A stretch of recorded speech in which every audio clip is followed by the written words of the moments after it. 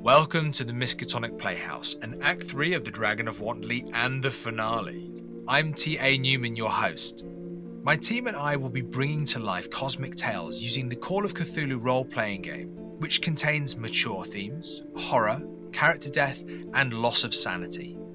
Our mystery can be found in the Miskatonic repository, where people like you and me can write scenarios for other players. We're proud to have this episode of the Miskatonic Playhouse sponsored by the Storytelling Collective, who provide an excellent course on scenario writing, which many of the team have taken to help improve their writing skills.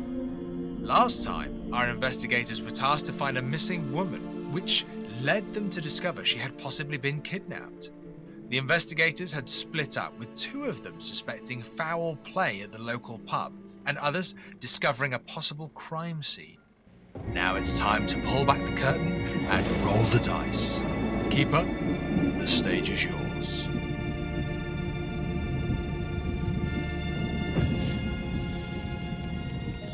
Celia, when you walk in, Long Tom cautions you to not step where Shrimpy stepped, and as you perhaps turn on a torch or a nearby light, you see that there are bloodstains on the ground. Good God. They've faded now. They're not sort of from a few hours ago, but yeah, very clearly a suspicious bloodstain on the floor of the lodge. Otherwise, the interior of the lodge is cramped but cozy. It's really just a single room space. There is a log burning stove for heat. There is luggage, nice quality luggage, pushed under a nearby cot. Two sets of luggage. There is also a gun rack above the fireplace with room for 3 guns, though only one, a 45 Martini Henry single-shot rifle, remains. The others are missing, whatever they may have been. There's a small writing desk in the corner covered with a series of papers. And then there is also a trapdoor on the ground, not really disguised or anything, that Long Tom points to and then goes over and flexes his knees, bends down, and pulls it up, opening up to a ladder descending into the ground. Lovely. Just before we go down, Long Thomas, perhaps we could just check a few things here. He lets go the trapdoor and it slams shut. You! Jesus Christ, man! Oh, Apologies. Celia? yes? What Any do good we with do? the rifle? I know which end is the dangerous one. Right. Then I suppose I will familiarize myself with this particular piece of machinery. Yes. I'll take the rifle. You look very well armed, I suppose. I'm just going to check the luggage. Yes, and I'll check the desk. Okay. Shrimpy, so you have grabbed the gun, yes? Yeah. It is not loaded. Celia, you check there the any luggage. Yeah. So Celia, you this is clearly a man's luggage and a lady's luggage. There are fine clothes in both. There is amidst the luggage, there is a postcard. Let me share that with you. I'll let you look at that, and we will read it in the by and by. Shrimpy, you were looking at the papers on the desk, yeah? Yes, just going over, seeing it's a writing desk. It's where Shrimpy would be doing all of his correspondence, so he goes over to have a little nose around with the barrel of the gun. Yeah, absolutely. Empty Go ahead and gun. give me a yes, empty gun. Go ahead and give me a luck roll. Luck. What am I on at the moment for luck? I am on 63. 52 of 63. Ooh, all right. Roll a 6-sided die.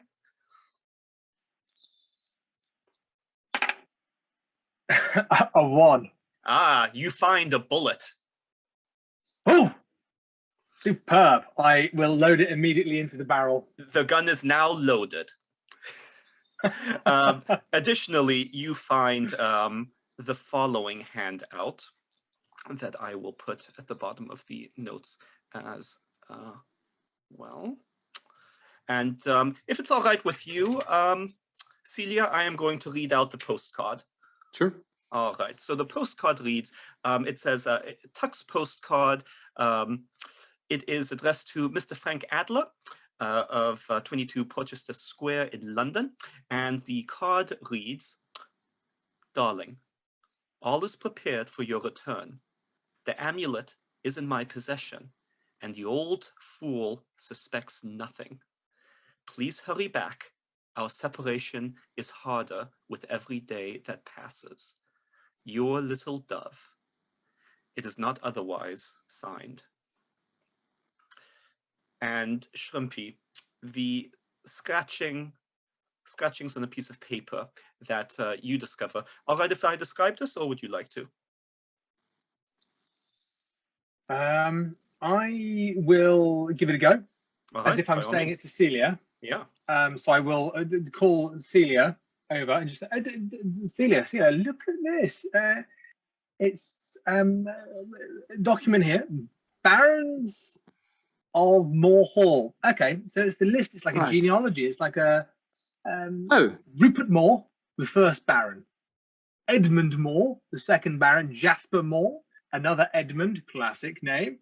And then Edmund Right. here. Oh dear God, he has a number of sons. This becomes where it becomes problematic. You see, Rupert Moore was the fifth.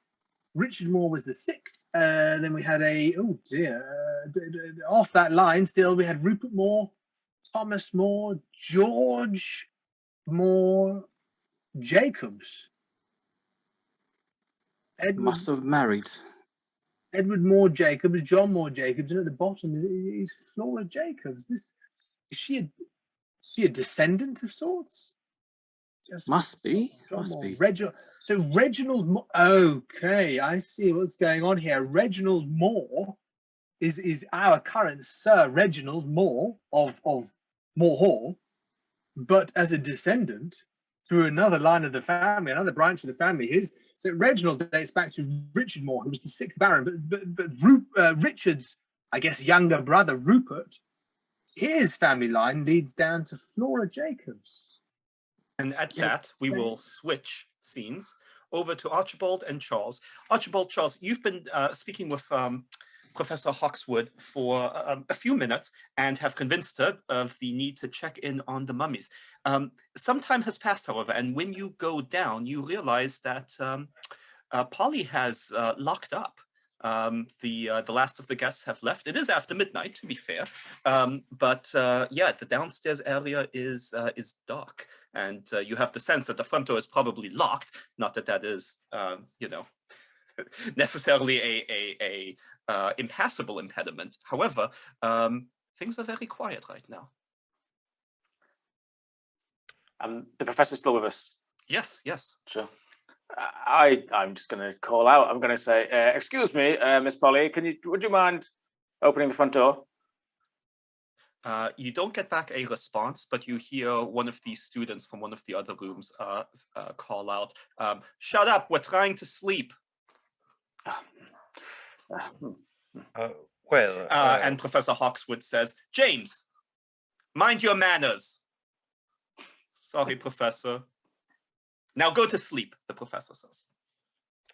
So as youngsters, they don't realize what is at stake here. It's about science, history, knowledge, important things, of course. Right, Professor? Absolutely. Well, she goes over, tries the door. It is locked. These medieval taverns, right? It is a formidable door. There are windows, should you choose to break one of those. They are otherwise not openable. But no one responded other than the scolded student. I'll make my way behind the bar and just see if there's a visible key. I assume it's like one of those big locks. So just like I'm looking for a big key. Yeah, no, it would be a very large key indeed. You do not, however, find a key here. You do find that there is a back room with some boxes, some storage. There's also a looks like a stairwell going down into a basement, perhaps. You now notice a large array of herbs hanging and drying here in the back room, along with small glass bottles to hold various concoctions. Yeah, that is so far what you see. Absent other things you want to explore. Also a kitchen.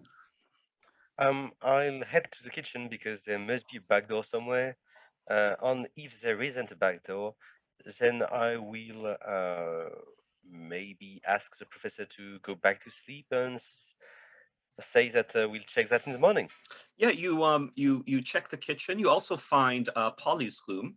It is open. The door is slightly ajar. There's no one in there. You test the back door, and Archibald, you find that it too is locked. Tuck, there's like a small inconvenience. It looks like Polly has locked us in, but she's nowhere to be seen. Well, she couldn't have locked the doors from the outside. She must be here somewhere. I mean, she could have locked from the outside, I guess, but then we're all trapped, and I don't know why she would be outside at this time of the night. Yes, neither do I. I think I'm going to carry on looking for this key.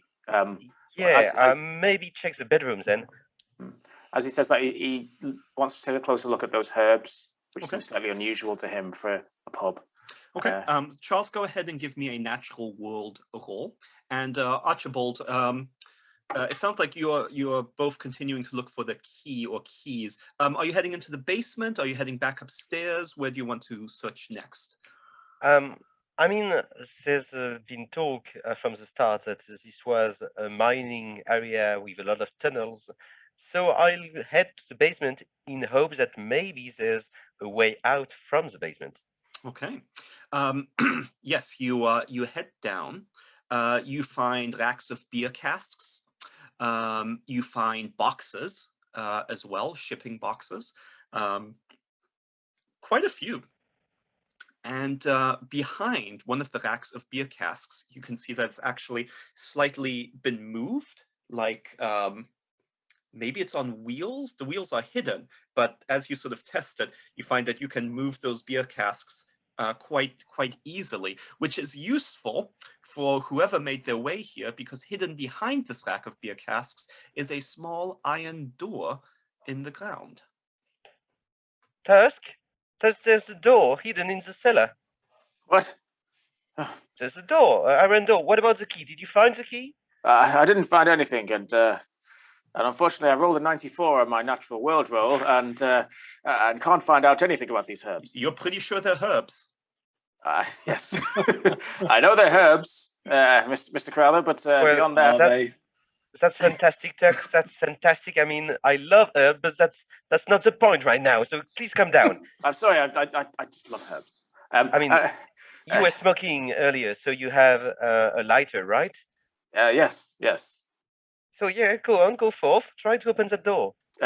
Professor, are you happy accompanying us down to this dark, damp basement? This wasn't quite what we had in mind, but are you happy to come along with us? Oh, this is simply thrilling, she says. Excellent. So I'll go down, put my lighter on, start waving it into the dark towards the door to see what we can see. She says, oh, hey, hang on just a moment. And she comes back with several pairs of electric torches. Oh, that's great. Thank you so much, Professor. Archaeologist, she says, handing them to you. Well, that's perfect. Just 1 second, Tech. I might have something that could be useful as well. I'm just going to go back to my room and I'm going to take Hugo's rifle. Absolutely. I took your hunting rifle, you know. It could be useful. Remember, Yes, I agree. you also packed very well, Archibald. Is there anything else that you might want to take with you that otherwise you would not have thought to take before you knew that you would be exploring caves? But by virtue of your careful packing, you might have. I could say a rope, I guess, but that would be unlikely. I don't know why I would bring a rope, so I'm just gonna take the rifle. Okay. That's fine with me. Absolutely. All right. And you head down into what looks like an old mining tunnel. Is it damp? Is it dark? It Is is. it large? It is dark. It's a bit cramped. This is definitely sort of a move single file kind of tunnel. The ground is pretty broken up. Your sense is no one's been down here in a while, but that said, someone clearly very recently has been through. And sure enough, there may be footsteps in the dirt and dust that is at the bottom here. The question is whether or not you see them in time and are able to follow them. I would accept a tracking roll from one of you, or if there is another way that you would like to proceed, because unfortunately, it's a bit of a maze down here. These tunnels seem to connect to lots of different places. They crisscross the town. You would not be surprised if openings like this exist in most of the buildings in this town. I'll give it a go on a tracking roll. Okay. Perfect. I'll trust you, Tuck. Mhm. Go ahead. So out of 55, This is 17. your moment. All right. Ah, well done. Finally. Finally, I've detected something. You have. What was your job? That's your damn job. And with that, a whole rush of confidence comes back to Charles Tuck. Is like, yes, I do know my job. And correct me if I'm wrong, but that is a hard success, I believe. It is, yes. So I'll give you a couple of pieces of information. One, you can follow the set of footsteps that has come through here, is coming the same way that you are now going. But additionally, there will be a couple more sets of footsteps that you occasionally pass. They sort of seem to crowd together, like there was a group of people moving. Tough to tell how long ago. But in addition to those sets of footsteps that you're able to follow, there is another set of footsteps by a very large pair of feet. And that they are very widely spaced. And with a hard success, I'm going to say without difficulty, what comes to mind is a very lanky individual who would take large steps with long spaces between where his feet fall. And so you have the sense that Long Tom probably, in addition to whoever you're following here, also traverses these tunnels. Well, I don't think I got a very good look at Long Tom. But I relate to the group about the different footprints, and I sort of put it back to Crowther, and I say, "Look, we have a number of footprints here, a number of I guess tunnels we can go down. But are we still aiming for the church? Do we want to take a look at those bodies, or do we want to track down Polly and see what the hell's going on with this pub?" Tuck, my guess is that this is some kind of, maze. There's way too many tunnels. I don't know which one actually goes to the church. So right now, let's follow these tracks. And let's remember that it seems to be bigger than what we had envisioned. Maybe Miss Flora is in bad hands right now. Let's try to be quick and let's try to be sneaky. Yes, I suspected that you're correct.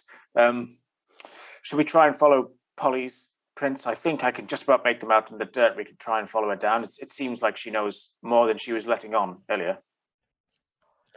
I think that she's a liar and she's trying to deceive us. I think that maybe, Tuck, it's going to be your job to actually, throw her in jail or something. I mean, whatever you do in your real job. Anyway, go on. Okay, to Polly it is. I'm sure we can shake the truth from her. And we see all three of you heading single file down this cramped corridor, carrying your torches, and we linger on you as eventually you fade into the darkness of these coal mining tunnels. Shrimpy, Celia. How's it going? What's going on? Where do you want to go from here? Look. Well, I suppose we're here. Long Tom's We here. are. You have a Yes, rifle now. That's good. I do. We got any torches? Long Tom, you didn't bring a torch, did you? He looks at you without comprehension. A light source? Like, I'll search. I'll just look around the lodge to see what there is. You Okay. didn't like the light. Well, Yeah. you definitely find where you would have expected to find an electric torch, but there is not one now. What I will say, though, for the ease of simplicity is Archibald, I do want Archibald to have gotten some benefit for his careful packing. And so I would have said that Archibald would have armed you, Shrimpy, with a single electric torch when you went out to go around town. Because after all, while you're going around town, it's not like there's street lamps or anything. So it would have been very dark and you would have needed a light source then anyway. I think playing detective, he would have liked to have taken the torch as well to have been a bit. Yeah. Okay. So I've got the torch. Yeah. Right. Always be prepared, and I kind of hold it against the barrel of the rifle and say, "Where I go, it goes." Eh? Okay. Celia. That seems safe. So you are going to try and hold the rifle and the torch at the same time. The torch is in the hand holding the barrel, and then there's a hand on the trigger. So wherever the barrel goes, the light goes. Celia, that seems incredibly safe to you. Yes, that's exactly what I would have done. And then you head down the ladder, or do you go somewhere else? Just before we go down the ladder, Celia, Long Tom, just a moment. Celia, Yeah. Yes. the postcard you showed me, Mm-hmm. Little Dove. Yes. Yes, Little Dove. Yes. I'm not calling you Little Dove. Oh. It's a term of endearment, a term of affection. Well, yes. Of course it is. Yeah. And he said he had an amulet. Huh? Yes, I read that too. Yes. Yes. Have we haven't seen an amulet, have we? No. No, I yeah. didn't. Yes. But he said Right, that he tricked the old fool. The old fool. Right. That's not you. I understand. Right. No. That's Reginald, Sir Reginald, the old fool. Yes. So Yes. the You were little confused dove about that. Right. Okay. Yes. has tricked the old fool, Yes. and he has the amulet. And he wants to get back with his love. Now, the historical branch we found with Flora being a relative of Reginald, Right. but it's not Flora that he's writing to. The little No. dove, is it? No. It's not, No. No. I just thought I'd keep you in the loop with what I was Celia, thinking. Thank you. Thank you so Yes. much. I imagine, Celia, that it is just such a pleasure to see someone really gain a lot of satisfaction out of connecting these dots that you fully understand already. but bless them. Fascinating. It's another person who should have been part of the Metropolitan Police in a different light. For sure. So, and Shrimpy keeps going really until Celia's able to kind of either stop him or offer something or whatever. But he just keeps going. Flora, she's not the one. Do you think the little dove is Frank? Doesn't seem like Frank is a good egg. Seems like he's a bit of a rum bug, you know. You think Frank's bugger. little dove? Oh, quite right. Who the bloody hell calls themselves Little Dove? If you ask me, Right. Alley through and through. Put that one back in the drawing board, I think. Right. Celia, we'll leave Shrimpy to continue his deductions there. But tell me what's going on. Right. Well, I'll just be getting prepared to go down this dark hole. Are you leading the way? Of course not. That's like Shrimpy's job. Okay, so you'll have Shrimpy lead the way. He's got the gun. Long Tom seems very uncertain about wanting to come, and is going to hang out in the lodge unless you would like to persuade him. Oh, you know these ways better than both of us combined. You have to show us. Tom? I think I have taken your extreme success from earlier about as far as it's going to take you. So, Celia, if there's a role you would like to make to try and get Long Tom to join you. You were doing so well. You could overcome your own fear. I mean, you want to face a fear instead of live with it. Surely. Just you face the fear. You might have some kind of character arc. Amazing. Go ahead. I turn too quickly with this, you won't. This is the end of your story. Character arc is gone. just went off. It sounds like charm, but persuade would work as well, Celia. I'm going to go for charm. That's my highest at 35. Oh boy, yeah. Oh yeah. Let's see how we do. Oh, that's the wrong thing.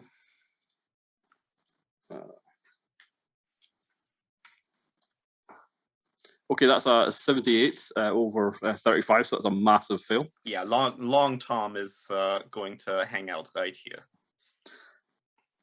Damn it. I'm going to push this roll.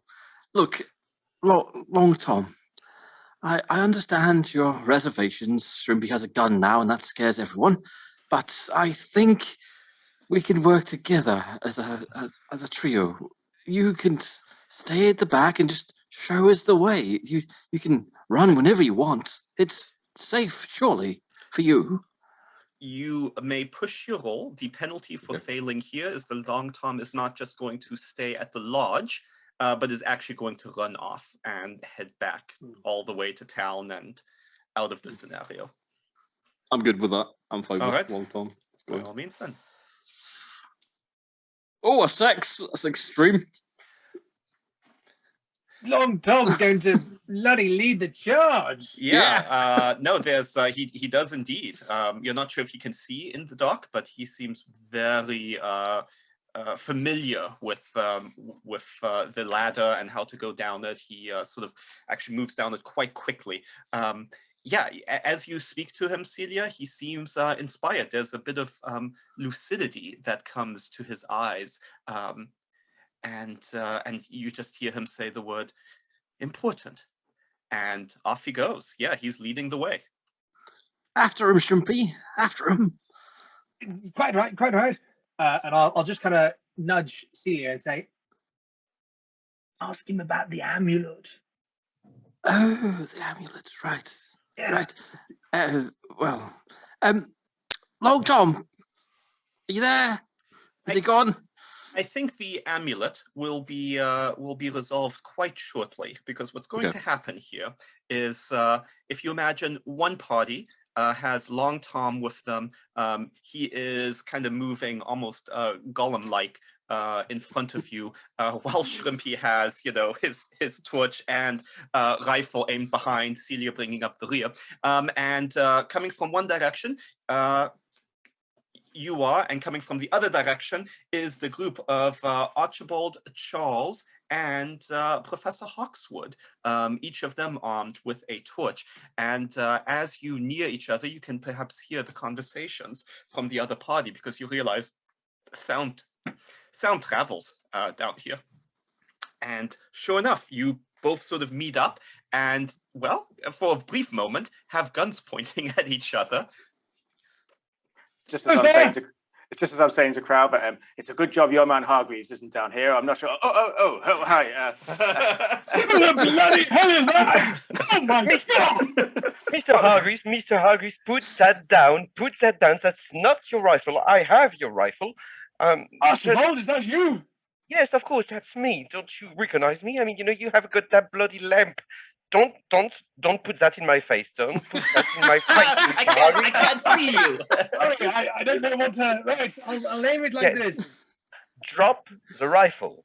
Oh, Don't drop the okay. rifle. Don't drop the rifle. My luck is not that I'll, good. I'll put it on the ground. Yes, great. Put that on the ground gently, gently. Great, perfect, Mr. Hargreaves. You have been excellent as usual. Hi, Miss Thank you. Waters. It is a pleasure to see you. Thank you. It's a pleasure to see you as What- well. What are you doing in those goddamn bloody tunnels? Well, we followed Long Tom. Long Tom? Is he around? No, we haven't seen him. Long Tom, the guy who actually attacked you earlier, right? Well, he was a little handsy, but yes, he seems fine now. Long Tom very awkwardly waves in your direction, Archibald. Yeah. Oh, he's here. Great, perfect. So, you're a friend now, I assume? I wouldn't share a flat with them, but I mean, but yes, I suppose.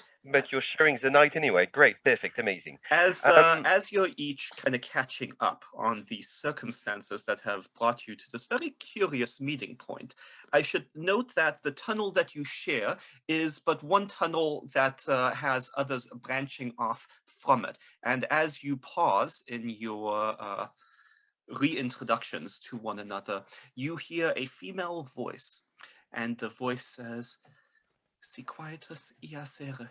Si quietus iacere, si quietus iacere, si quietus iacere."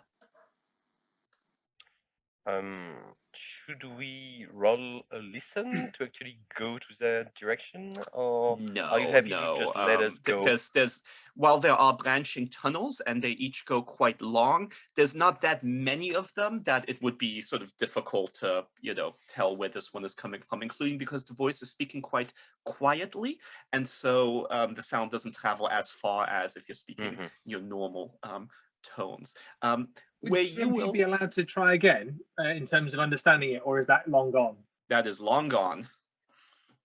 Yeah. We don't we don't repeat rolls unless you push it. I don't know quite what the penalty would be for pushing it here, but it would probably be something along the lines of giving away your position. Speaking out loud, Yep. trying to figure out. Yep.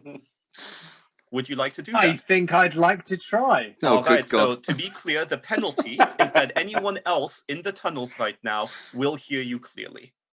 Oh, there's no one else here. All right. I think it's very in Excellent. character. It's very in character. So By I all think, means. yeah. So, okay.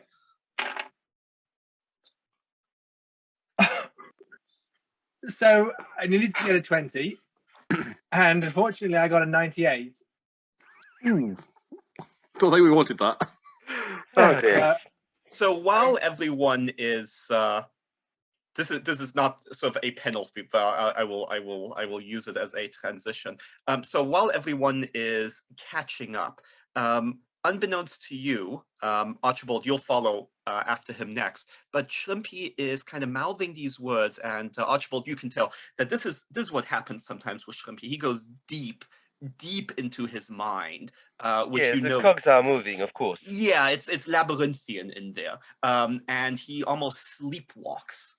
And before you know it, you sort of look around from where you were conversing with Charles and Celia and Professor Hawksworth and even Long Tom, and Shrimpy is gone. And you realize he's gone Shrimpy? down the tunnel where the voices was coming from. Miss Waters, Long Tom, I'm so sorry. Mr. Mr. Hargreaves, where is he? Tucker, did you see him leave? No, I thought everyone was together. I didn't see a wander off. Hugo! Hugo! Fuck. Hugo! Quiet. We don't. Quiet! What the fuck are you talking about? Mr. Hargreaves has disappeared! It's no great. Hugo! Calm down. It's no great loss. Let's just focus. What did you just say? It's no great loss! Shrimpy, you enter a larger room, the walls, a subterranean chamber expanding out from this narrow passageway. The walls are rugged, dotted with naturally occurring alcoves. The roof and floor were roughly hewn centuries ago, you think, and the center of the ceiling here is carved with strange glyphs, somewhat defaced. So imagine sort of symbols that you don't understand, and they've been kind of crossed through. In the center of the room, underneath these symbols, there is a pit. You're not sure from your current vantage point how deep the pit is, but it is very cleanly circular. And even with your torch sort of at an angle, you can't immediately see how far down it goes. Before the pit, there is a in blue pigment drawn circle, in the midst of which stands a woman you recognize from the newspapers and from your own history as Flora Jacobs. She is standing in the circle, stock still, straight as an arrow. She's the one saying and repeating these words in a whispered voice over and over again. And you can see that there's a bluish light coming from her that, as you near, as you take a few steps closer, you see is in fact coming from a blue amulet, kind of blue gemstone with some other colors kind of whirling through it, almost like the stone's alive. And I will lower the kind of the rifle and the torch, and just move forward very trepidatiously, very careful. I can see the pit. I can look up and I quickly kind of shine the light on the glyphs on the ceiling. Is there anything any kind of recognizable language, or is it completely too old for me to engage with? You figure it's probably Latin. Mumbo jumbo. For everyone else, it is definitely not Latin. Shrimpy, go ahead and give me a spot hidden roll. Okay. I would recommend making this. Okay. Yeah, I do. What have we got there out of 56? Oh, not bad. 43 out of 56. Okay, so it is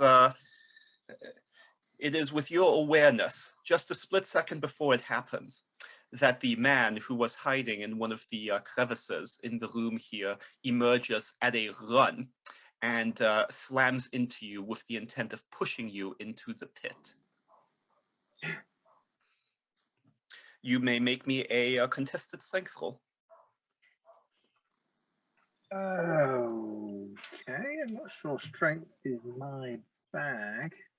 But your center of gravity is so low to the ground. It's true. I'll even accept a size test if you would prefer to roll that. It's exactly the same. Okay, well then you are where you are, I'm afraid. I have rolled a 55 out of 45. Okay, so right now you have a fail.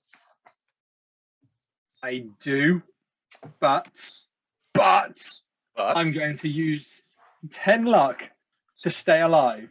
Okay. I am going to go ahead and make my strength check once I find the stats that I am concerned about. Go on. Where are these?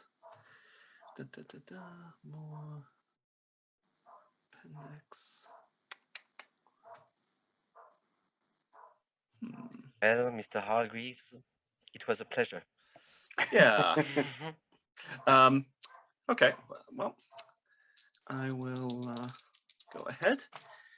I rolled a 26, which I'm afraid is also a success. You are not dodging out of the way. The closest I would say is that ties would usually go to the attacker in this circumstance. But you both have a success, so let's just see who rolled lowest. I have a 26, which means I succeeded by 24 points. I would have succeeded by none because I used luck to meet the margin. Okay. Archibald, you enter the tunnel just as you see someone who you now recognize as Frank Adler. He's not wearing a hat. He's wearing not very gentlemanly clothes, more sort of outdoorsy clothes. And he slams into Shrimpy, and Shrimpy kind of caught off guard is tipping backwards into the pit. I'm gonna run and try to grab Hugo before he falls. Okay, go ahead and what do you think you should roll for that? I imagine you're sort of leaping and stretching out your hand to try and grab a hold of him. Yeah, I mean we don't have athletics, I think. We don't Whatever your have best skill is. athletics. I would accept. I would accept jump. I would accept. If you want to just roll dex, that would be fine, but it will be more difficult. I would be okay with dodge. You could roll dodge to dive in there. Those are the things that jump out to me. Literally jump in the case of the skill. I think that dodge is going to be the best solution here, so that's what I'm going to take. So you're going to dodge past Frank and reach out your hand to try and grab Shrimpy. Yeah, it's a success. I've got a 10 out of 36.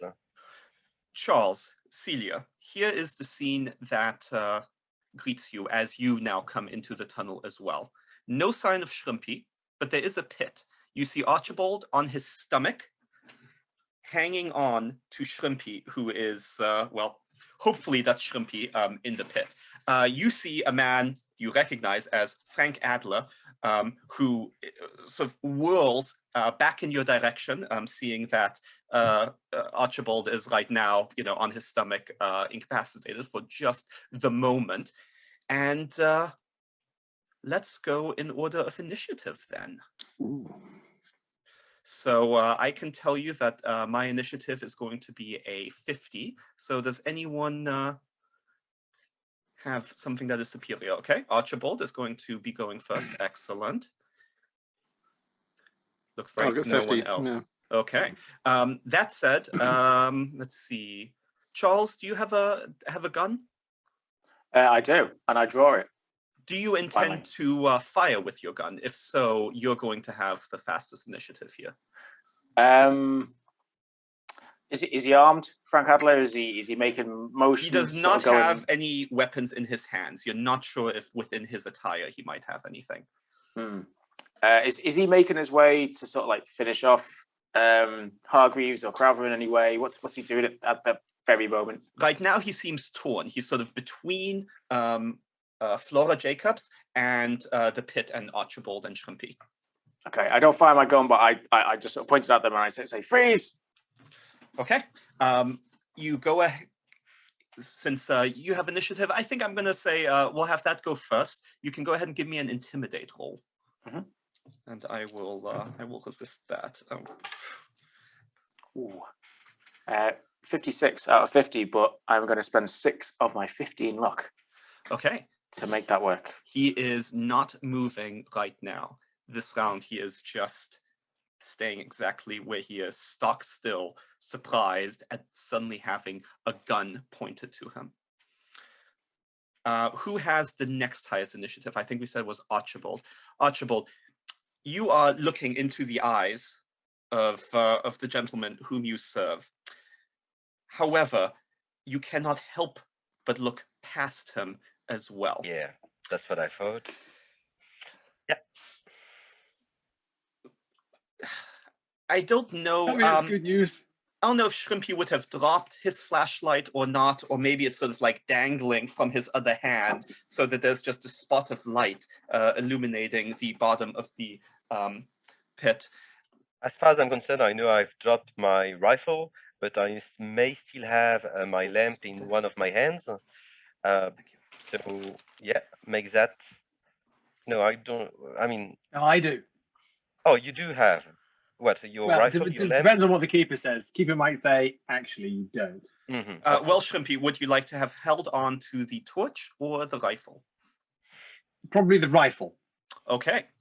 In that case, the torch is at the bottom of the pit, and it's sort of moving. And it's unclear why it's moving until you see the sand at the bottom of the pit that is kind of rolling around before there is a mass that starts to come out of it. At first, you think the sand is kind of falling in a pit within a pit, like a hole within a hole. But then you realize it's not that it's sinking into a hole, it's that it's being swallowed.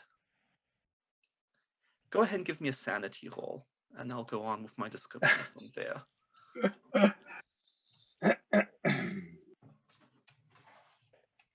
Okay. 49 out of 55, so it's a success. Very good. In that 35. case, Shrimpy, you don't need to roll yet. Oh, superb. But if you want to save that roll, I'll let you do that. Yeah, because you are looking up, I imagine, at your savior, as opposed to down at whatever may be coming your way. So you said you passed. Let me tell you how much or how little you lose here.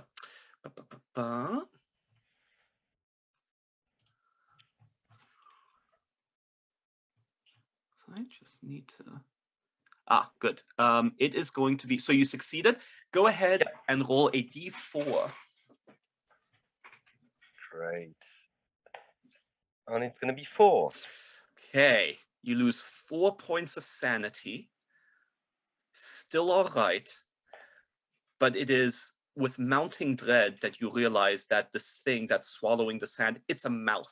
There is a roughly pentagonal mouth coming up from the pit. Pit is deep.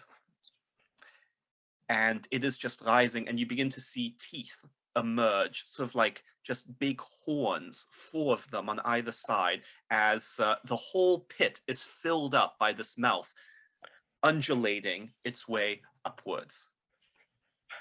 I don't want to just stay there watching. I'm just gonna try to take Mr. Hargreaves out of this pit as fast as I can. You may make me a strength roll. Of course. Shrimpy, what is your size? 45. And what is your strength, Archibald?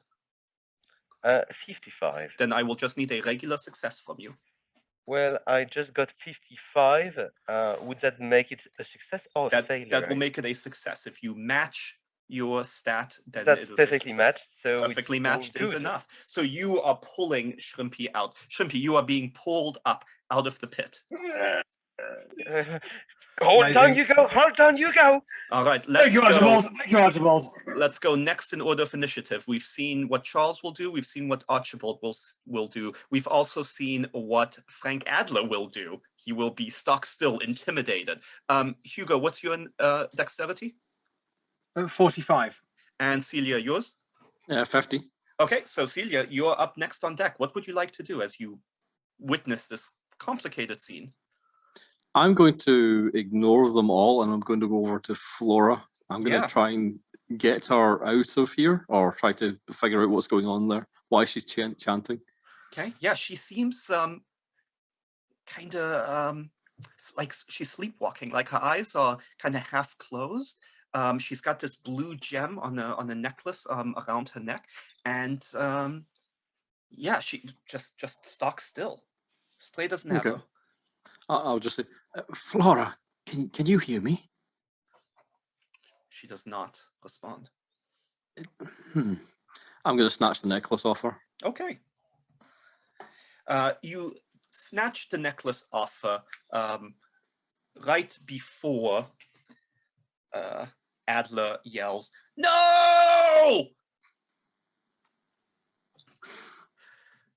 Shrimpy, you have just crawled your way out of the pit, thanks to your loyal manservant, and you see that Celia has grabbed the necklace and torn it off Flora. Flora, you see, is starting to come to, Her eyes open up. You can see the look of confusion on her face. But what would you like to do? Oh, and Frank Adler is crying no, and has actually moved a little bit in that he's taken a step and reached out with his arm, but he's not reaching. And he's reached out towards Flora. Celia and Flora, yeah. Okay. So I think coming up, I can see that Celia is with Flora and is helping her. So what I'm going to do is I'm going to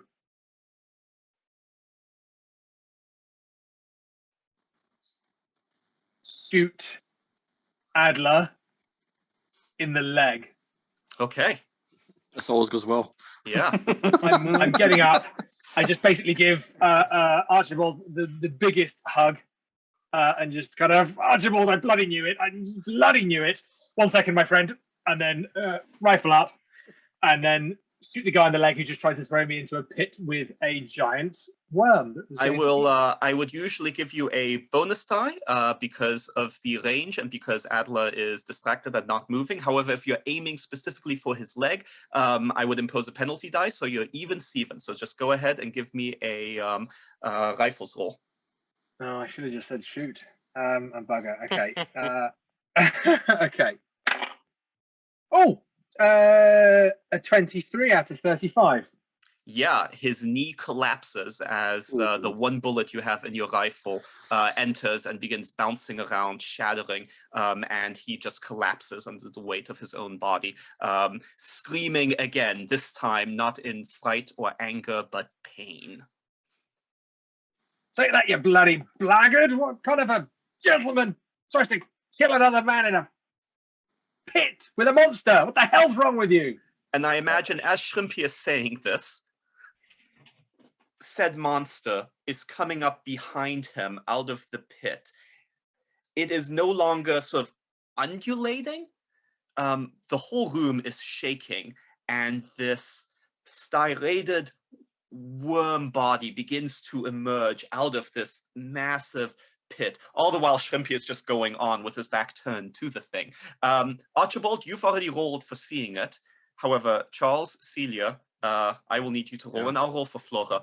Hey, look at that. Flora failed. What a shock. Who would have thought that Flora would fail that roll? Okay. I also failed. I passed. All right. Celia, you can go ahead and roll me a d4, and that is going to dictate how much sanity you lose. Charles, you may roll me a 20-sided die. Oh, that is Those two. cruel.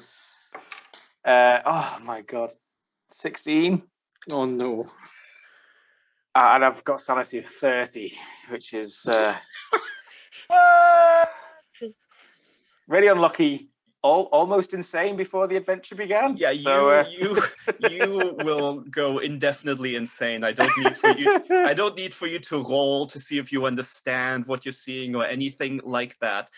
You go indefinitely insane. My usual practice is that I'm happy for you to retain control of your character and act in an appropriate manner. I will interrupt only if I feel you're either not doing quite enough to penalize yourself, or if I think there's something particularly interesting or funny that I would like to see happen. Well, Charles Tuck, he immediately puts his revolver in his mouth. And Oh no! Is contemplating just blowing his own brains out. Like Let's start a new round. Charles, you have initiative, such as it is. But you have described your action as putting your revolver in your mouth. He's on the edge. On the edge. As he is sort of standing in front of Shrimpy, who is standing in front of this just sandworm-like thing rising out of the pit. What's going through Charles's mind? Charles Tuck, a man who believes in human nature, and the worst of it is now encountered by something he has never seen or even thought about in his dreams before. Yeah, he can't comprehend it. It's all his beliefs are coming crashing down around him. He's got a gun in his hand. Yeah. Archibald, the next initiative is yours. You were listening to Shrimpy. the worm thing is continuing to emerge. It's grotesque how it just keeps coming out of the hole. Surely it would stop. Surely by now the cavern is just filled with it, and yet it keeps going. You see Charles put the revolver in his mouth, looks like he's about to fire. You see that Flora is just screaming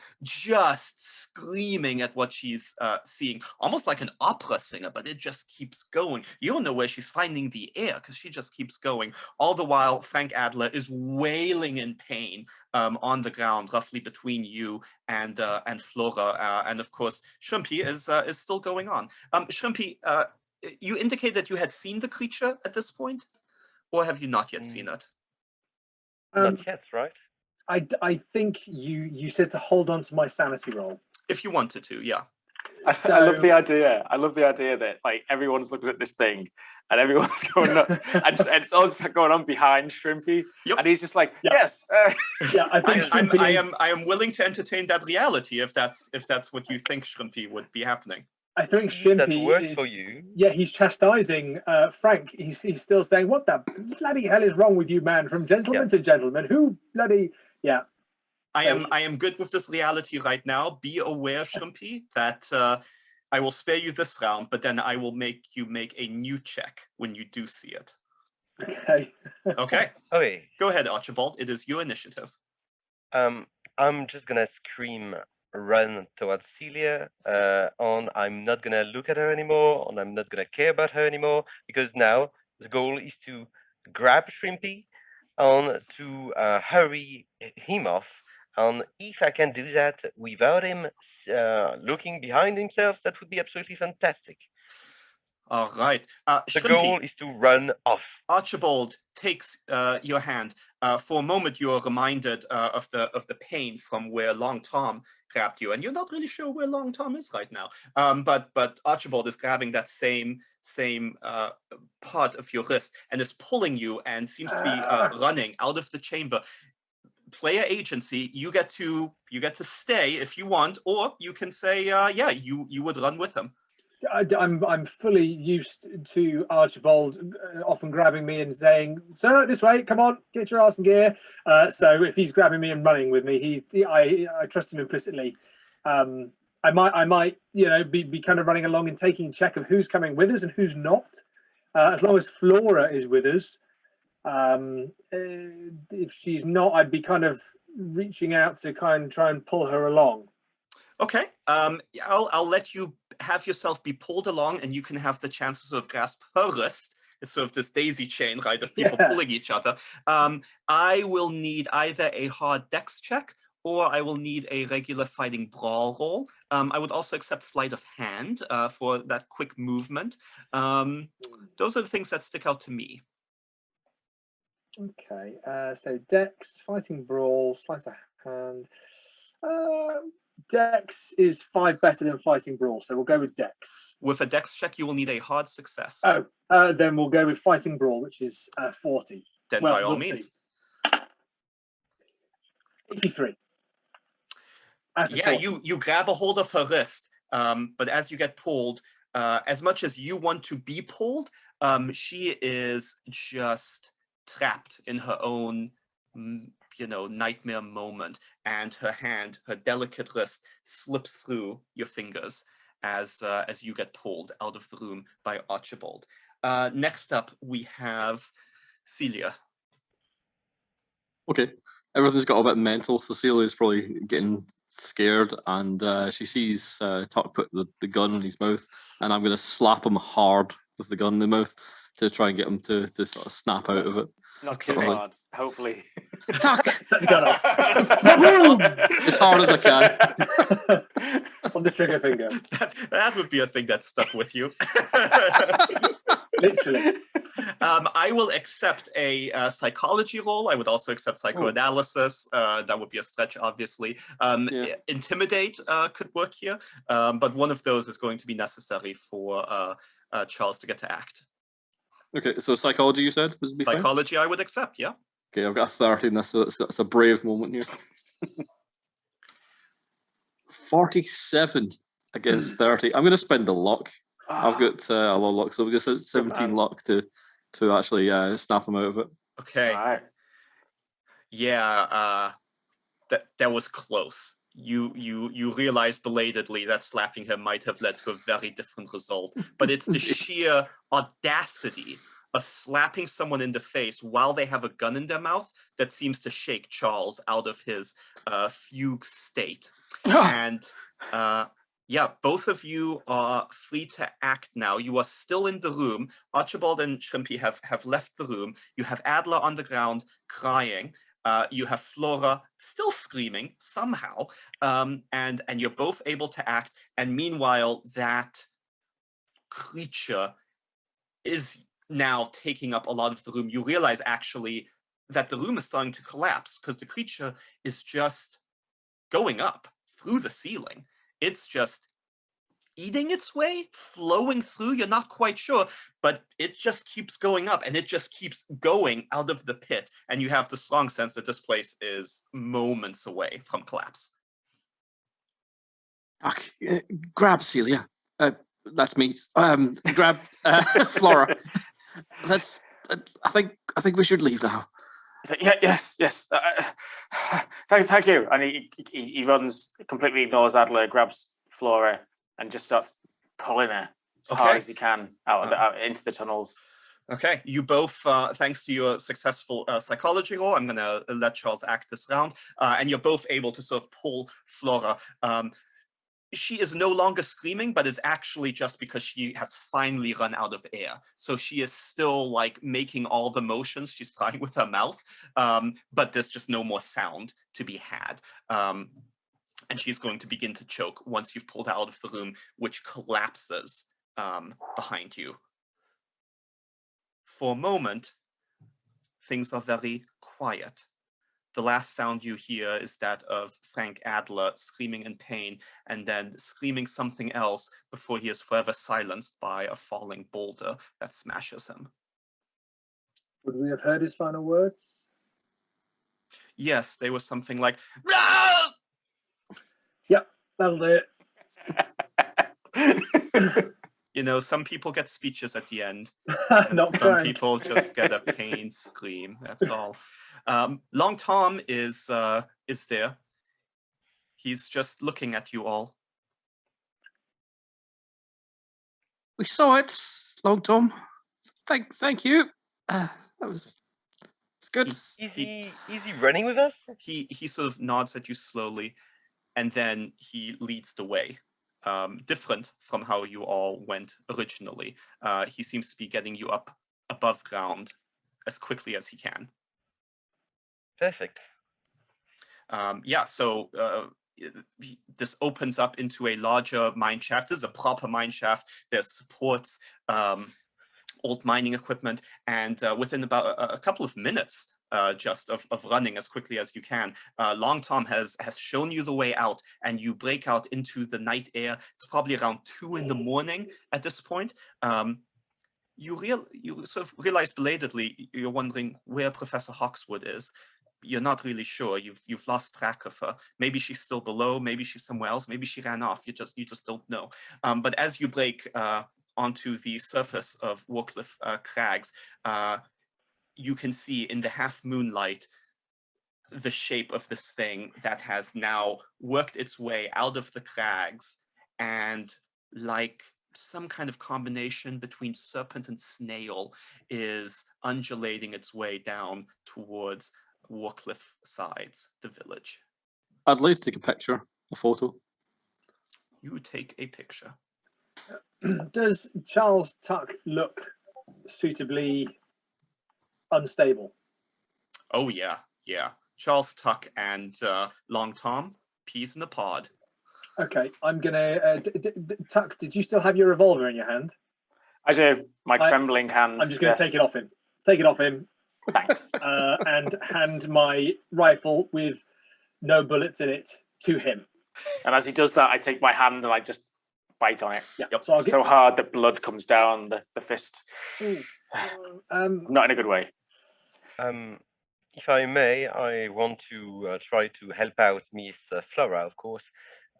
She's still choking right now. Yeah, once you are outside, it's sort of like there's new air to breathe. It's a lot fresher up here than it was down there, where the stench, now that you realize, was actually overwhelming. And she's taking very deep breaths. She seems completely dazed. You can sort of manipulate her like a mannequin if you wanted to, but she will go with whatever you indicate. She is as far out as Charles Tuck is, just in a different way. Well, respectfully, I'm just gonna inspect her body and see if she's like, uh, does she has any traces of a needle on her arm, or is she bleeding anywhere? Just No, basically a body checkup. her injuries seem entirely mental. Well, that's unfortunate. Poor Miss Jacobs.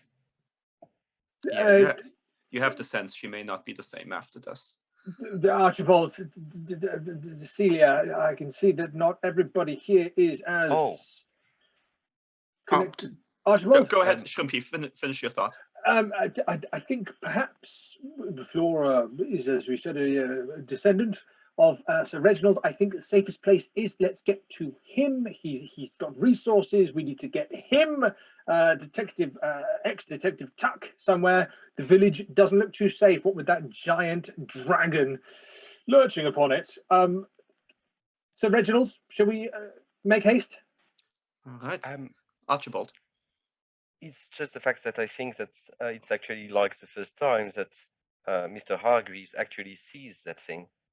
Oh, that's a good point. So as he's explaining this, it's all just sort of natural, right? He's a man of action.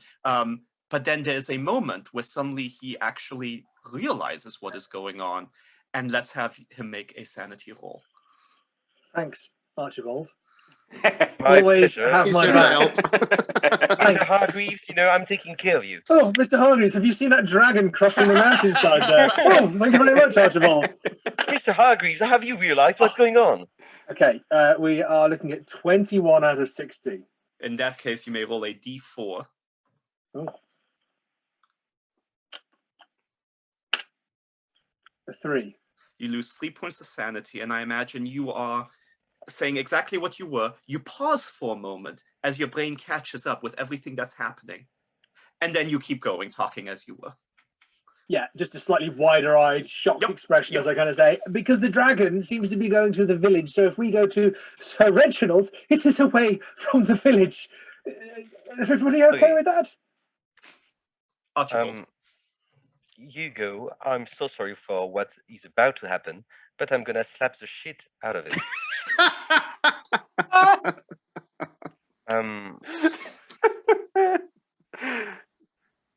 After I've done that, Hugo, you bloody fucking donkey! Don't you understand what's going on? We need to go out! Get fucking bloody out! We are not gonna stay there. We're not gonna see Sir Reginald or anything. We're gonna grab the niece of Lady Constance and we're gonna get the bloody hell out! Archibald, you hit me! Shut up! Celia. How do you feel? Observing this conversation. How do you feel, Mr. Hargreaves? A bit sore around the cheek, Celia. Right. Okay. Let's write that down. Archibald, I haven't been hit like that since I was a 12-year-old boy. My God, man, what the hell's gone into you? What? You're saying we need to leave? What's to say that this thing here, this bloody great dragon, isn't just going to follow us back to merry old London? Can't have that now, can we? Imagine what everybody will say.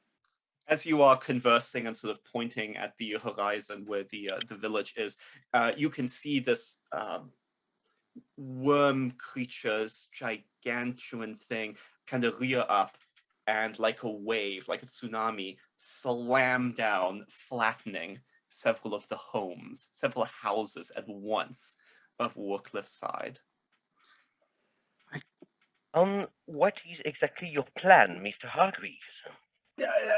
My plan, Archibald. That's what I thought. My plan, Archibald, is we go to Sir Reginald's and we say, Now you listen here, you old fool. Help Remember- us kill this giant dragon. Ah, wait. Remember the song? The song, the story. Yes. Oh, there was something in it about. Wait. The creature rears up and it convulses for a moment in an incredibly gross manner, and then it hawks up this stream of greenish ichor that you can't see the people from here, but you have a feeling that a few more mummies have just been created. Celia, tell me if I'm wrong. The things that I picked out from the song. Firstly, Sheffield steel. There was a thing in there about Sheffield steel. If there was some kind of sword or Yes. Yes. Keep going. You're almost there. That's good. And the light. It said that the light affected the monster. Right. And the previous Go on. that had tried to poison the well or farted on it or something. Oh, for fuck's sake. Well, it was in the story that it farted. Someone farted in the story. I mean, I was thinking of the steel and the sword and the dragon and the knight. The creature goes into the ground. It's sort of almost like a sea creature, right? A sea serpent. It arches up and it goes into the ground, and there's another tremor, much stronger this time. You're not necessarily knocked off your feet, but someone certainly might be, and you see a couple more houses collapse. And frankly, Warcliffe Side's not that big a place, so probably at least a third of the town is gone at this point. We need to get... sorry, Celia. We need to get to the Moor Hall. Yes. Right now. Celia, don't you want to talk some sense into him? You want to go there too? What? If the song We've is to lost be everything already. If the song is to be believed, and well, it's a thin possibility that they might know how to stop this. They are the Moors from the mad? song. Have you gone mad? Have you seen that thing? Have you not gone mad?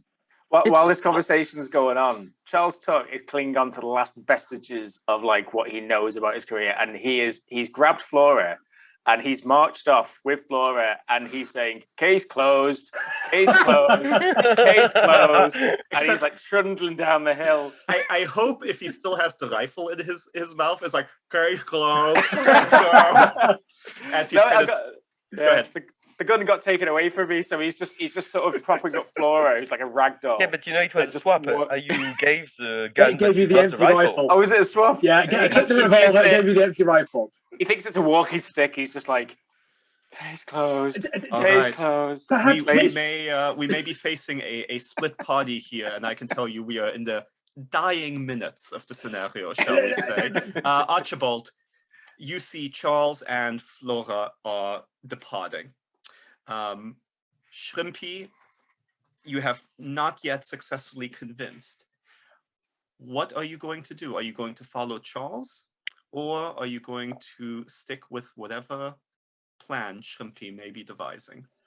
I've got the gun, and I'm gonna hold it up, not at anybody, and I'm gonna say, "Look, this is modern day steel, right? This is what the knights of today use. We need to get to Sir Reginald. We need to say, oi, give us a bloody local made sword or some such other thing. Show us how to stop this thing. Because if we don't, Archibald, this is going to find its way, this dragon, up to bloody Lady Constance's house. And how do you think she's going to feel then, eh?" Archibald, as the creature re-emerges from beneath the ground, you now see just a part of a road, right, just sink into the ground like a sinkhole, and you realize that's where the thing's body was moving along.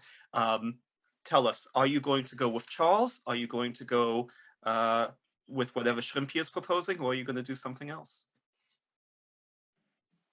Hugo, I'm so sorry. I've done anything I could. I tried. I really tried until the end. Please think of your mother. If anything. if you don't think of me, if you don't think of Lady Constance, if you don't think of Flora, please think of your mother. We don't want to lose you for something like that. You can't. I don't know if you've realized this thing is as tall as a building. What are you gonna do with a small gun? You're not gonna do anything. You're not gonna listen to some old folk tale and do a small song and hope for the best. It's gone. It's done. We have Flora, and now we need to get out and forget about this. Forget. With my free And hand. I'm gonna turn now, and I'm gonna go after Charles and Flora. Excellent. Before he goes, I was hoping to reach forward, put my hand on his rifle, which is my rifle. No, I've dropped the rifle dabs there. I don't have anything for you, mate. Then I will, as he's walking off, in a poor attempt at a retort, I'll just say, Archibald, I am thinking of my mother. And that's why I'm doing this. You can get your things when you get home and find new employment. Celia. You've made the right choice, Hugo. It's time to become a man. Don't cry. Don't ruin it. No, I'm not. I had something in my eye. It was the sand. Right. Shall we? Yes. Right. Yes. Let's So go. we see Archibald follow Charles and Flora. At the bottom of the Warcliffe Crags, there is Long Tom, and he extends a hand to you, Charles. I take it. And hand in hand, the four of you walk off to safety. Hugo, Celia, I'm sorry to tell you that this does not go your way. I appreciate if both I've got of a you. gun. I do understand that. I would appreciate if both of you would narrate, either in the next few moments or even in the next few minutes, how both your investigators come to very unfortunate ends. Well, we're obviously convinced that this story is true, and I think we'd probably go to the hall and bang and scream on the door as the thing comes up the hill. Not sure about Hugo. I'm not sure I'd actually make it that far. I think perhaps as we're walking off, perhaps walking off on the crags and whatnot, getting there, a number of times I kind of veer off the path, not quite knowing where I'm going.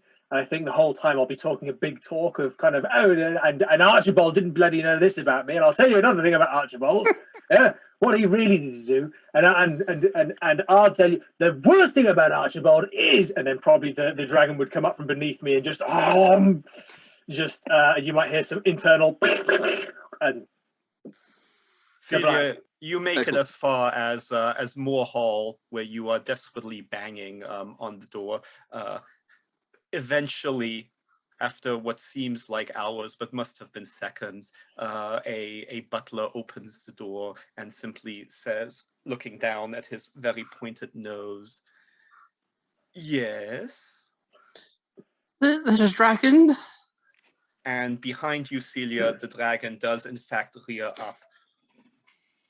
Recoil, spasm, and you two find yourself trapped and slowly dissolving in a greenish ichor that coats you, the butler, and all of Moore Hall.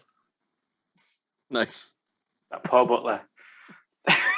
He didn't even know. That is the conclusion, a conclusion of the Dragon of Wantley, and I hope you enjoyed it very much. It's Very good. amazing. Hey. Amazing. Thank you very much. well done. Good work. Thank you. Andre. Thank you, Heinrich. It was a pleasure. So yeah. Yes, Thank thank you you. all. Amazing jobs. Really enjoyed all of your play styles. I thought you all did terrific. I like your caveat at the end. That is an ending of this. Well, we may talk offline of how things might have gone, but for those listening or perhaps watching, yeah, hopefully you enjoyed it, and we encourage you, of course, to pick up this amazing scenario. It's the Dragon of Wantley by S.R. Sellens, available on the Miskatonic repository on Drive-Thru RPG. You will know it by its gorgeous cover, and you will see that I failed to do justice to just how great the thing on the cover looks. So I'll leave that to you to discover, and thank you all very much.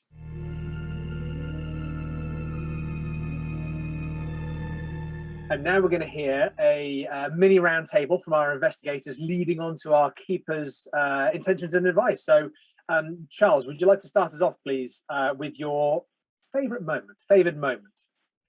I think I really enjoyed the whole introduction. I mean, I don't know if it was in the scenario, but the whole we are at the train station and then we go back to the real introduction of the investigation. I really liked that a lot of NPCs were really fleshed out. I really liked all the interactions that we had with Heinrich as a keeper. I really like the dynamics, the relations between the investigators, especially, of course, between Archie and Shrimpy. So yeah, no. Overall, I think that it is just so much details. It is overall well constructed. There's a lot of mysteries as well still going on. It is just a nice story, I guess. Yeah. Okay, amazing. Thank you. Graeme, let's go to you next. A good scenario. It was a good time. We had a good group dynamic going on, and yeah, I think the standouts was Crowther's and Hargreaves sort of like relationship was great.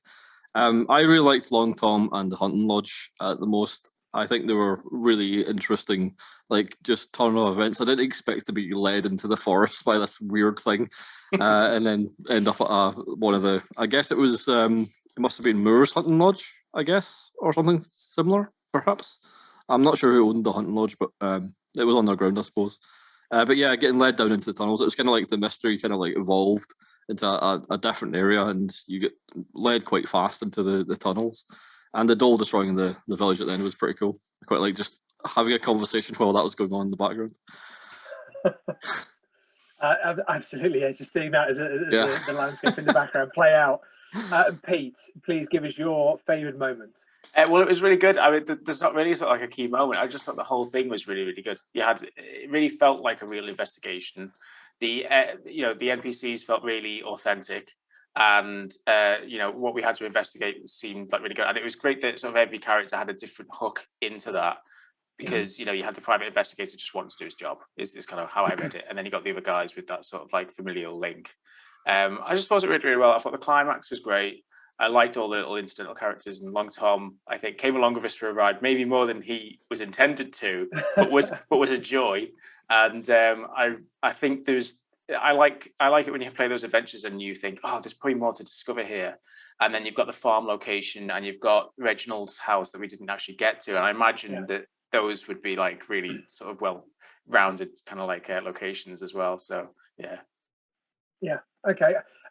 Brilliant. And I think, Pete, I'm going to probably lead into some of the things you were saying. I think as a favoured moment, it's difficult because it was a really good mystery. I really liked the sense of paranoia upon arriving in the village, that idea of you're being watched. And there was that feeling, there was that idea of being watched. And when Celia was first encountered by Long Tom, we didn't know what to expect there. But then that led to a number of really interesting scenes, especially with Long Tom as an NPC. The handouts I thought were fantastic in terms of what we were looking at, how we were engaging with them.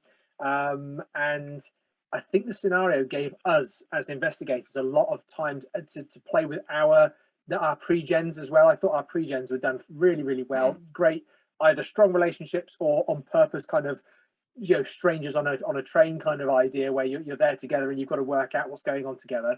But it also seemed, because we coincidentally bumped into each other in the tunnels together, there was a really good, clever kind of mechanic, I think, a gaming mechanic from the writer S.R. Sellens, where he was able to navigate us all to the same point depending on which part of the investigation we'd gone on. So I thought it was really good, but I did really like the Long Tom stuff. I thought it was really good. I thought Heinrich, he did a great job of creeping us out with this spider-esque shadowy figure, which Heinrich leads us on to you as keeper.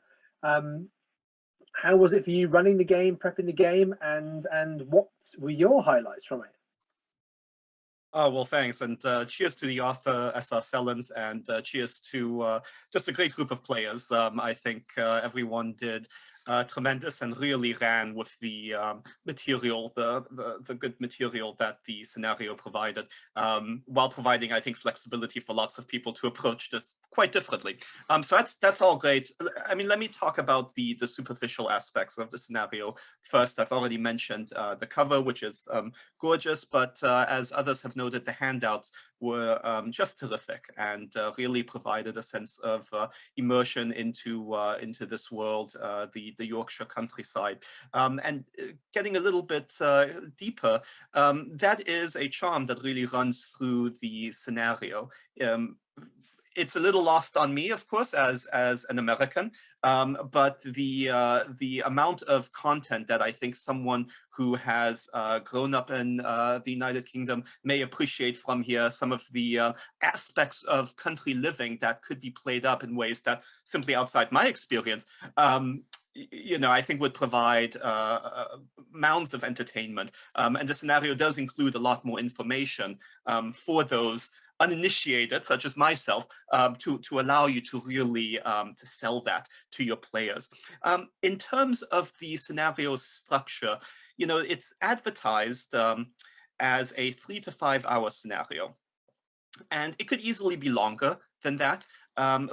It is a sandbox style with a few major story beats, including a nicely set up climactic scene, as we saw in the subterranean tunnels. But I think it's quite tough to design a sandbox in a reasonable amount of time, and I think the scenario does it quite well. And what it allows keepers to do is really adapt to what the investigators are expressing an interest in. So if the investigators are interested in the mummies, there's a lot more material that you can use with the mummies. If they are wanting to go to Sir Reginald's immediately, there is an entire schematic of the home and lots more clues to find there. So it provides us as keepers many dials that we can adjust, both for the length of play and also for the engagement of the players, to make sure that whatever they express an interest in, they're going to have a good time and they're going to experience those exciting scenes that the scenario sets up. So really well done there. The doll as the ultimate big bad, the mythos creature. We don't see dolls enough in scenarios, in my opinion, and I mean it's tricky to use them, and I think the scenario does a great job. And I mean, it's very clear. Even players who see the cover, what you're getting. Where this is leading. And while that you could imagine takes away some of the suspense, I think here it just very appropriately markets itself for what it is, which is just a romp of a good time. The last thing I'll say by way of substance is I think it's a great introduction to Call of Cthulhu. This scenario can be run as part of a longer campaign, as the scenario text explains, but it has a lot of those iconic things that we think of in a Call of Cthulhu scenario. The investigative aspects that players have noted are very strong. The handouts obviously really make you want to be engaged in this world. The sandbox style means that all the NPCs that the players and the investigators may meet really are fleshed out and have their own motives. And there's lots of other directions and characters that we might have met, but in this playthrough didn't, but certainly another playthrough, you would get to see those. So I encourage those who are looking to sort of do a one-off and doing an introduction to this amazing tabletop game to give the Dragon of Wantley a try. And showing that I am truly a liar, I will bring up Long Tom as an example of the kind of dial that I mentioned, because I think it's important structurally for keepers to have a Long Tom character, because it provides us both a clue giver. If the investigators are missing something, it provides us someone who can just provide them that information. It provides us some weirdness, right? The scenario describes Long Tom as a Jack Skellington-like individual from The Nightmare Before Christmas. And that gives a lot of evocative imagery that you can use and play up. And as we saw, it can get as blatant if the investigators roll well as Long Tom just grabbing them, right, and pulling them in the way that they may not realize they don't actually want to go. So that's just great to see in the scenario. And yeah, I by way of preparation, I read it through twice. I felt well prepared, and I think one could do it quite quickly. So it's also a nice scenario to just have in your back pocket whenever you get a game together. So yeah, brilliant, good time. Thank you for the opportunity to run it.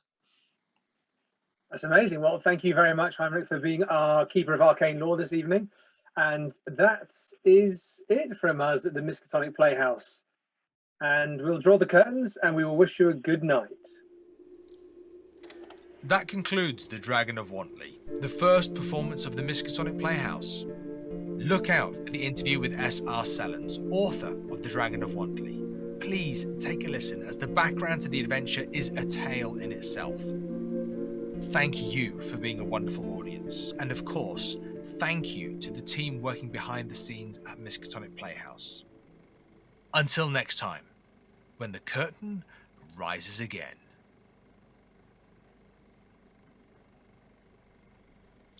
Hi, I'm Pete. I'm the video and art lead at the Miskatonic Playhouse. I took part in the Storytelling Collective last year, and I thought it was an excellent course that's really helped me to learn how to develop a scenario from start to finish. It's a great course for new writers looking to get their first RPG scenario published, and probably even more experienced writers who are looking for a bit more structure in how they go about things. The course includes some great insights into things like playtesting, editing, and designing your story, and it really helps to push you over the finish line. I found it really helpful, and I'm sure you will too.